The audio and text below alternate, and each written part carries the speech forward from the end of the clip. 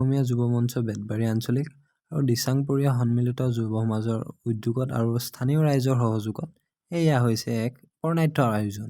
এইফালে গাহৰি খৰিকাত দিবলৈ খৰিকা ৰেডি কৰিছে।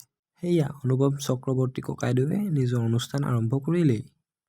তাৰ পাছতে আমাৰ শিঙিবিল দিহানাম দলে দিহানাম পৰিৱেশন কৰিলে।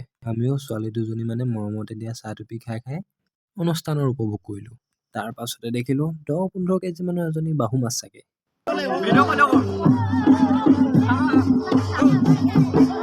তাৰ পাছতে দেখিলো এখন উৰণ খটোলা মানে ড্ৰোন। আমাৰ কাষৰে পৰা অপাৰেটৰজনে ড্ৰোনখন ওপৰত নচুৱাই আছে। একেবাৰে কাষৰৰ পৰা এওঁক দেখি মনটোৱে ভাল লাগি গ'ল। মাতো লাগিছিল, কিন্তু মাতিবলৈ লাজ লাগিলে পায়। এনেকৈ বিহু হ'ল, তাৰপিছত এনেকৈ অনুষ্ঠান আগবাঢ়ি গ'ল। লাহে লাহে আহি পালেহি প্ৰাণদীপ দা। লাজ কৰি নিজৰ ফালৰ কেমেৰাটো অলপ উলিয়াই ল'লো নিজকে। তাৰ পাছতে প্ৰাণদীপ দাৰ লগত অলপ